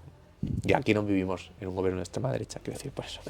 Por Que es más suerte. complejo de lo que parece y no son tendencias que superan incluso a los partidos políticos, ¿no? Y van más ligadas al capital y al avance de toda una reacción a nivel global. Solo decir que Feijóo el otro día dijo, es muy importante las redes sociales. Hostias, no sé yo, si es bueno eso o no. Ya, sí, sí, no sé, pero sí. Sí. Bueno, no sé si tenéis alguna pregunta más. Puedes preguntar, más cosas, sí. lo que queráis. Me estoy haciendo pajas mentales. Puedes- ¿Qué puedes- van a pasar los próximos 5 o 10 Puedes años? hacerlas en Pero, público, Paco. O sea, como al final lo que vemos y está pasando desde hace muchos años es aumento de la desigualdad, ¿no? Aumento de los fascismos y tal, y si todo sigue de esta forma, me estaba haciendo yo paso mental diciendo, puede ser que se instaure un fascismo estable de alguna forma, que a lo mejor es porque ahora no está claro cómo finalizará. Seguramente en algún momento esa tensión tiene que terminarse de alguna forma, en forma de guerra o de revolución, pero Sí. me cuesta verlo, pero supongo espero que lejano que esté. Sí, Porque sí, además porque creo que como da sociedad miedo, claro. últimamente es muy diferente, ¿no?, a cómo acabó la Segunda Guerra Mundial. Hoy en día siento que aguantaríamos mucho como sociedad por el individualismo, por cómo ya no tenemos conciencia de clase prácticamente, la sociedad en general, la masa, que es lo importante. Y eso, es como una reflexión mía que me da un poco de miedo de decir, joder, tenemos mucho aguante, en verdad. Mm. Sí, esto es básicamente hasta dónde está el límite de este aguante, ¿no? O sea, seguramente cuando surgió el nazismo y tal, habría gente como nosotros de, ostras, esto puede ser peligroso, a ver hasta dónde llega, vamos a aguantar, pues hay muchas... aunque parezca muy triste, hasta que no te estás cayendo por el precipicio no te das cuenta de todo el problema, ¿no? Porque es como, bueno, mientras que yo esté bien y no me vengan a molestar, ¿para qué me voy a pelear en esto, ¿no? Pero bueno, cuando ya estás metido en el hoyo, luego no te quejes tampoco de, o sea, pues ahora que ya estoy aquí, pues a ver qué va a Seguro que pasar. tiene que haber un límite, ¿no? O sea, científicamente tienes que pensar, en algún momento tiene que estar. Bueno, hay una cosa como sociólogos, es la masa crítica, ¿no? ¿Cuánta gente necesitas Eso. tú mismo? ¿Cuánta gente necesitas tú para salir a la calle a empezar a protestar? Si necesitas que salga uno, pues a la que salga uno tú ya saldrás. Si tú necesitas 10, hasta que tú no veas que haya 10, pues no te vas a animar a salir, ¿no? Entonces, claro, es como si nos seguimos moviendo en estos términos o la situación es tan chunga que hay que salir ya, ¿no? Porque, por ejemplo, teniendo lo de Amazon, que ha estado un año en el gobierno, manifestación, manifestación, manifestación, y al final el tipo ha dicho, me voy porque me estoy estresando, ¿sabes? Es como, a ver, por favor. Pues es esto, o sea, incluso hasta los políticos que aguante pueden tener de la presión social que pueda surgir. Y aquí en España, pues está Vox deseando que haya elecciones para tal, ¿no? Y aquí en Cataluña tienes el fenómeno de la Alianza Catalana, ¿no? Entonces, en la Segunda Guerra Mundial, tal, pues el chivo expiatorio era los colectivos judíos. Hoy en día, pues es el magrebí que viene aquí a quitarte el trabajo que tú no quieres hacer. Tú no quieres estar de temporero, ¿sabes? Pues dicen ahí, siempre hay que buscar la excusa, que por desgracia siempre es el de abajo, y siempre se repite lo mismo, ¿no? Tú como clase trabajadora tienes que tener cuidado porque va a venir aquel a quitarte tu trabajo. Que menos tiene. Y claro, exacto, es como siempre mira hacia abajo, nunca mires hacia arriba, ¿no? Pues un poco esto. Y pienso que el poscapitalismo, al menos de momento a nivel teórico, tú conoces algo más de práctico, lo que busca es llamar esta atención de podemos construir otra cosa, o sea, busquémoslo, hagamos, pensemos cómo hacerlo colectivamente y no un gran poscapitalismo general, sino pues cada colectivo puede construirse el suyo yendo en unas líneas pues parecidas y diferentes a la vez, pero obviamente nunca hacia el fascismo, por favor. Sí. Sí, yo aquí por comentar, ¿no?, dos cosas. Que has comentado que el fascismo se puede volver estable, ¿no? Y pues es cierto, ¿no? De hecho, el fascismo ha sido estable sometiendo al subglobal, ¿no? O sea, al fin y al cabo, los países occidentales someten al subglobal a través de prácticas fascistas y supremacistas. Hay un concepto ahora, ¿no? O un concepto, una rama de estudios, ¿no?, que hablan muchísimo de todo el tema del ecofascismo, ¿no? El fascismo ligado a las externalidades, a las problemáticas que está generando la crisis climática, ¿no? Cada año aumenta las zonas no habitables, por ejemplo en África, porque no habitables en el sentido de que no puede haber vida, vida animal, por las altas temperaturas o por la desertificación del suelo, etcétera, etcétera, ¿no? Quiero decir, es un panorama que además no va a ser una problemática, ¿no?, de un día y al día siguiente solucionada.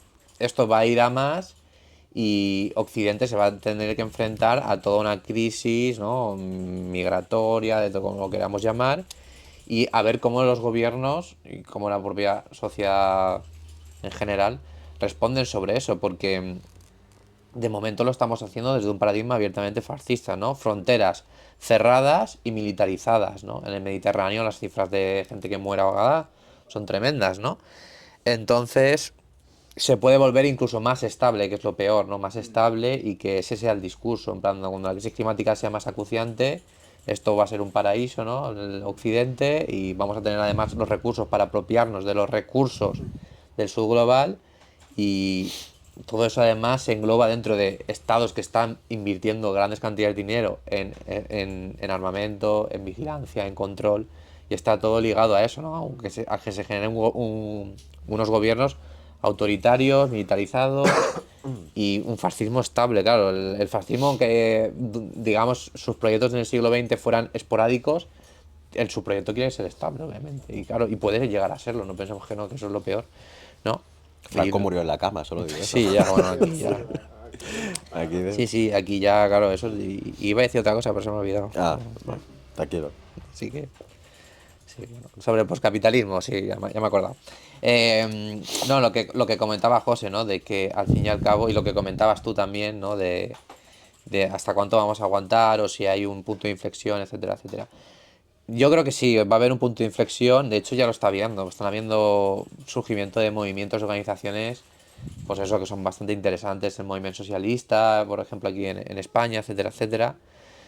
Pero claro, partimos de una derrota tan aplastante que va a costar. Yo creo que ahora pues estamos viendo como una conformación de posibles proyectos postcapitalistas que a la larga en estas décadas van a estar combatiendo con todo lo que estamos hablando, ¿no? Ya hemos visto que, por ejemplo, en el 15M aquí, con un proyecto más interclasista, no tan traspasado por una conciencia de clase clara, y muy vinculado quizá también a una, aunque no se quiera llamar así, a un proyecto que al final ha derivado de una socialdemocracia, ha fracasado, ¿no? Se necesita algo más potente, más radical, en el sentido de una propuesta que sea un poscapitalismo real, ¿no? Poscapitalismo es un modelo que dialécticamente funcione y que nos proponga políticamente algo contrario al capitalismo, ¿vale? No es una reforma de, bueno, vamos a darnos... La reforma está, es decir, el estado del bienestar está destruido, las posiciones socialdemócratas no tienen ningún tipo de autonomía, el gobierno socialdemócrata aquí lleva muchos años y no tiene autonomía de nada. No sé, ya podemos hablar si es voluntaria esa autonomía o son las dos, ¿vale? Y entonces, claro, da miedo no pensar en una cosa más radical o tal, pero es que no es la única solución. No hay más. En el sentido de que es tan diferente a esa solución al modelo actual, hace falta un super cisne negro, un evento cisne negro bestial, para que Sí. tome forma y realidad. Sí. Sí, a lo mejor es de manera progresiva, tal, no lo sé, ahí este es como especular, ¿no? Pero José y yo también nos podemos equivocar, pero José y yo estamos convencidos de que tiene que pasar por algo que sea poscapitalista. No hay más. Y no solo pasar, sino desear. Desear, La idea sí. de esto, ¿no? O sea, yo- a mí- Desear estar convencidos y no irnos por las ramas y ser como cabezones con el proyecto que queremos defender. Eso no quiere decir que no se puedan intentar negociar, etcétera, etcétera, pero no puedes vender tu proyecto, ¿no? Tu proyecto postcapitalista de clase, ¿no? Claro, porque la gracia del que es poscapitalismo es, como tú bien decías, es que es confrontado al capitalismo, pero a la vez tiene que ser viable. Pero claro, el sistema capitalista neoliberal es un sistema de producción, como os decía antes, es un sistema cultural que te hace ver, pensar, sentir y actuar en el mundo de una determinada manera. Claro, tenemos tan interiorizado y tan naturalizado que nuestro comportamiento es el que pensamos que es lo natural ser así. Pero claro, cuando tú haces una propuesta, por ejemplo, colectivista, donde no es que lo colectivo pese más que lo individual, pero ser conscientes de que todo tiene que ser un proyecto que vaya hacia lo colectivo, muchas veces eso, desde el capitalismo, es como ya vienes tú aquí a ofrecerme algo a mí autoritario y a privarme a mí de mi libertad individual, ¿no? Pero claro, aquí Malatesta ya lo decía, Bakunin también, el pensamiento individual solo surge dentro del colectivo y por lo tanto tú como individuo debes ser consciente que eres lo que eres gracias a lo colectivo y por lo tanto le debes devolver el favor a lo colectivo. Pero claro, esto lo podemos entender muchas personas, algunos de los que ya llevamos tiempo estudiando pues estas movidas de lo colectivo y tal, pero a una persona muchas veces normal en la calle te va a decir, yo quiero mi tranquilidad, mi vida y no me vengas tú a contar ahora estas movidas. Y no es por decirle, tú eres el culpable porque lo piensas así, sino, es decir, hostias, es que estamos tan programados por esto que nos resulta imposible poder salir y romper de todo esto de aquí, ¿no? Hay una autora, me parece que es Tiziana Terranova, que ella habla de la idea del autodominio colectivo, ¿no? Y claro, el capitalismo es una forma de autodominio colectivo impuesta, pero tenemos que ser conscientes de que si somos capaces de construir sistemas culturales, estamos construyendo autodominios colectivos. Y a día de hoy nos puede parecer un choque de ahora me tengo que poner a construir otra cosa, pero es que si se construye a lo mejor en 5 años pues no es efectivo, pero eso queda y a lo mejor en 10 años se coge otra forma y otra idea. Y la gracia de hacerlo hacia futuro, y aquí sí que cojo un concepto del CCRU, de la hiperficcionalidad, es la idea de imaginar y construir ese futuro que a la vez sea deseable y habitable. ¿Sabes? No es imaginarte una cosa súper rara, pero poder construir ese futuro ya te evita una cierta nostalgia de, uy, es que antes con tanta tecnología se vivía mucho mejor. Y es como, bueno, pues que con la misma tecnología que puedes tener ahora, puedes hacer algo tan heavy como resignificar qué significa trabajar fuera del capitalismo. Porque solo conocemos el trabajo dentro del capitalismo, ¿no? Pero ¿qué sería trabajar fuera del capitalismo? Es como uno de los grandes retos o una de las grandes preguntas, ¿no? Hemos hablado mucho de sociedad post-trabajo, sociedad post-escasez, sociedad de la abundancia. Por ejemplo, a día de hoy existe todo el tema de la agricultura vertical o la creación de carne in vitro, etcétera, que es como, vale, puedo generar comida sin tener campos industriales y granjas industriales matando animales cada 2 por 3 y puedo alimentar a todo el mundo. Y eso pensado dentro de núcleos urbanos te puede generar un modelo urbano completamente diferente, no basado en la dependencia del centro urbano, de los pueblos que trabajan y importan comida, kilómetro cero. Claro, te das cuenta de que hay un montón de discursos que se pueden llevar a la práctica, que te permiten construir modelos diferentes, que es como este, pero a mí me molaría vivir en un mundo así. Pero claro, es como complicado y luego es eso, el hecho de convencer a la gente, ¿no? Ya que, porque la cultura en el fondo, que si es una manera de sentir, tu sentir el mundo tiene que cambiar. Pero claro, explícaselo mucho también a la gente, de, pues no me vengas a contar estas cosas, cambiar, llevar a mi sentir, bueno, pues que tú estás sintiendo el mundo como lo siente el capitalista. Por lo tanto, si tienes un sistema que te permite sentir el mundo de otra manera, pues tendrás que cambiar, ¿sabes? No por imposición, sino por convicción, que es diferente. Molaría verlo a una escala aunque sea pequeña, ver cómo si efectivamente es viable, ¿no? Y hacer como una demo, una demostración ahí y luego ir expandiéndolo, no sé. Yo Sí. me imagino el momento breakout de decir, cambio esto por esto. Cuesta, o sea, porque también tiene que haber algo progresivo, ¿no? Claro, es que todo es una transición. Y la O sea, transición seguro, o sea, súper complicado. O eso, o evento Cisne Negro, que seguro que si hay uno bastante heavy se puede empezar de cero. sí, bueno, Mark Fisher, me parece que lo dice, de solamente hay 2 posibilidades de, o sea, si no se aborda desde un poscapitalismo, de empezar desde cero realmente, es como que haya un colapso tecnológico o un apocalipsis. No zombie, pero yo que sé, un apocalipsis nuclear que lo destroce todo y es como, vale, pues ahora Qué bien. tienes que volver ahora sí que tienes que volver a empezar de cero a ver cómo te apañas, ¿sabes? Pero esto también lo trabajamos, incluso en las películas Sí. posapocalípticas, Sí. ya no las apocalípticas, sino las posapocalípticas, lo único que hay es darwinismo social, competitividad, violencia, la supervivencia individual. Entonces, como que incluso en el poscapocalipsis ya te están vendiendo que lo que va a haber va a ser más capitalismo. Y es como, no capitalismo de mercantil, bueno, que también, sino incluso la forma Sí. de ser y actuar en el mundo. Ontológico, más el Claro, individualismo, ¿no? Lo prima todo. No sé, un Walking Dead, en el artículo que hicimos. Walking Dead tiene algunas comunas que son comunistas, por Sí, ejemplo, sí. ¿no? O sea, que sí que hay algunas series que te plantean algunas cosas diferentes. Y bueno, y existen las utopías. Sí, ¿no? sí, eso, claro, lo que quería comentar, ¿no? Que has comentado, Paco, lo del tema de que estaría bien mirar como modelos, ¿no? Que una demo, ¿no? A pequeña escala. Y eso, yo que sé, hay muchos autores que lo comentan, o sea, sí que existe el postcapitalismo dentro del capitalismo, o sea, dentro del capitalismo están las propias contradicciones, porque, claro, al fin y al cabo, un modelo postcapitalista o la organización postcapitalista responde a la precariedad o la... Sí, vamos a decirlo así, ¿no? La Sí. precariedad o... No me sabes la palabra, básicamente. Experiencia de explotación. Sí, por no decir algo, iba a decir una palabrota, por eso estaba pensando en otra cosa, ¿no? Pero bueno, el sufrimiento, ¿no? Que de la clase trabajadora dentro de un sistema concreto. Entonces, como responde a sujetos que viven en el capitalismo, eso acaba, digamos, haciendo que estos sujetos, cuando se organizan, parte de estos sujetos, la clase trabajadora, por ejemplo, se organice y proponga y practique modelos postcapitalistas, ¿no? Cuando hablamos, por ejemplo, los anarquistas lo han hecho mucho también, ¿no? Todo el tema de, yo qué sé, espacios anarquistas, autogestionados, ocupar casas, irse a una ecoaldea, etcétera, etcétera, ¿no? Y los marxistas, pues bueno, tuvieron sus proyectos también a nivel estatal, ¿no? Que obviamente ahora ya no existen y salieron mal, ¿no? Pero sí que han habido intentos y hay ya actualmente, sí que es verdad que son como focos más pequeñitos de autoorganización, pero sí que los hay, obviamente. Y además están perseguidos por el capitalismo. Cuando os he hablado de infiltración policial, es infiltración policial, no lo olvidemos, en espacios donde hay lógicas postcapitalistas. Son un peligro, es el mayor peligro para el sistema. Entonces, evidentemente el Estado lo que busca, el Estado capitalista lo que busca es reventarlos. Entonces mete a policía, mete tal, y si puede hinchar a la gente a multas o lo que sea cuando van a tal, pues al final acaba, ¿no? Como digo, a multas y estas cosas porque son espacios, insisto, pacíficos, lo que os estaba comentando, gente que a lo mejor va a parar desahucios, un sindicato, etcétera, etcétera, pero la presión de todo el sistema está encima de ellos. Y además, comentar, ¿no? Que ha estado José hablando sobre el tema de convencer a la gente, todo el tema de la libertad, eso también lo hemos comentado, lo hemos reflexionado José y yo bastante sobre esto. Por ejemplo, el eslogan de Ayuso, ¿no? De comunismo, libertad, ¿no? Por ejemplo, y todo esto.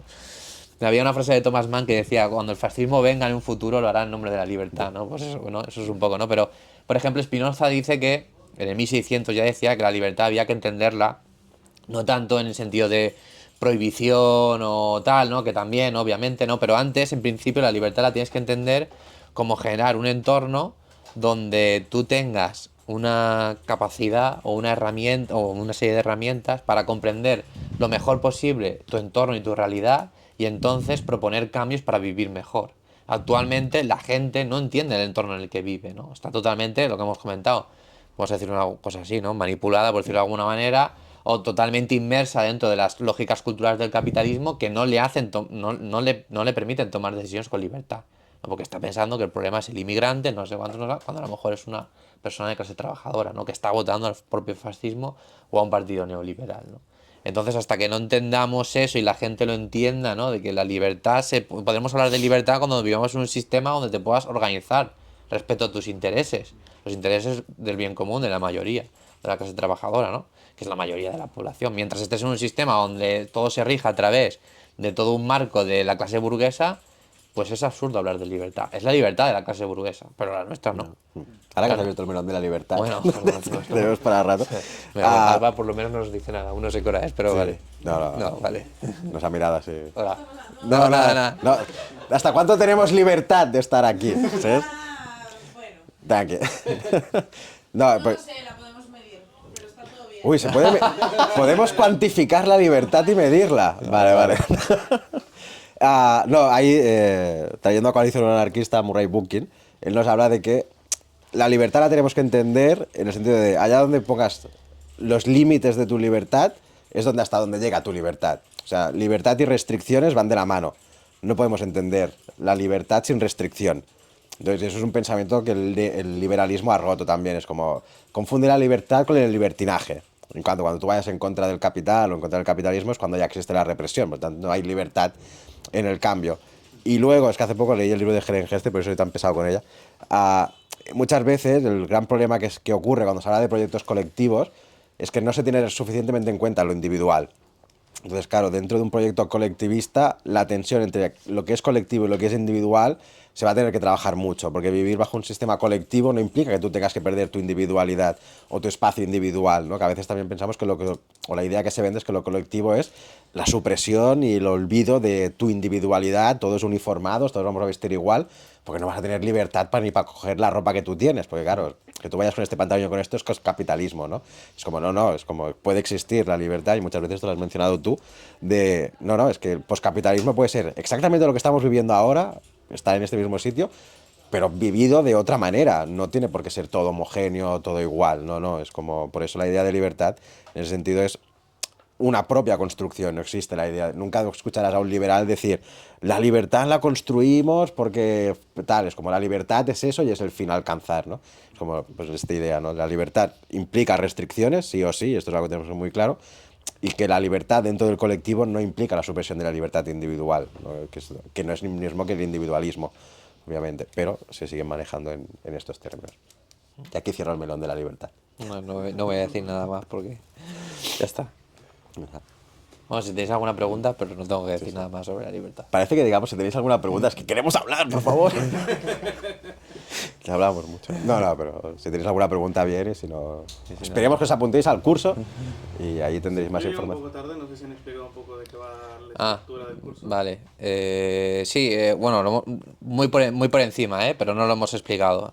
El curso básicamente va a ser lo que hemos dado en la charla, lo que pasa es que te has perdido la primera parte, que era cuando José estaba explicando cómo a través de comprender cómo la materialidad y los sistemas culturales van unidos y van cambiando y se van modificando, tenemos que también, ¿no?, ver o tenemos que entender el cambio de una materialidad industrial a una materialidad cibernética y cómo el cibercapitalismo, que ya está obviamente, digamos, hegemónicamente controlando el capitalismo industrial, ha controlado también esta nueva materialidad y se ha transformado en un cibercapitalismo online. Y justo has llegado ahí, creo, ¿no? Que está hablando de ese concepto, ¿no? Entonces, José, bueno, yo y José, pero sobre todo esa parte, José desarrollará todo el tema, ¿no?, mucho más detallado sobre el cibercapitalismo, etcétera, etcétera. Y yo en el curso voy a estar más ligado a explicar lo que es el fascismo cibernético con ejemplos, sobre todo ejemplos culturales, ¿no? En plan de narrativas culturales. Pues la manosfera, no sé qué, discursos de odio, etcétera, etcétera. Y luego la última, me dejo alguna sesión por medio. Te dejas la sesión de lo que implica a nivel psicosocial vivir Eso bajo el es, muy bien, cibercapitalismo. correcto. Antes de explicar, o sea, o después, ¿no?, de lo que os he dicho, también hay una sesión entera a hablar de los efectos psicosociales del cibercapitalismo, ¿vale? Impotencia reflexiva, discursos de odio, obviamente, la hedonia depresiva, que son conceptos de Fischer, es como una mirada a la salud mental, pero desde la sociología, ¿vale?, desde la psicologización, básicamente, ¿no? Y luego, por último, es más lo que hemos estado comentando al final, ¿no?, que es más como, pues, bueno, hacer una especie de análisis más abstracto, de hablar sobre el postcapitalismo, hablar sobre La ética. cómo podemos... Porque claro, José y yo no tenemos como, digamos, un proyecto, una investigación para deciros el postcapitalismo tiene que ser así. Pero sí Es que tenemos... tampoco lo podríamos decir. No, tampoco podríamos, no. Pero sí que tenemos bastante claro, ¿no?, que ciertas cosas a nivel ético o a nivel, digamos, lo que hemos comentado, ¿no?, de cómo comprender ciertos conceptos que están ligados con la ética, la manera de relacionarte con el mundo, de entender, de sentir y tal, que eso sí que queríamos comentarlo como en la última sesión, ¿no?, una especie de ética postcapitalista y todo esto. Sesiones presenciales.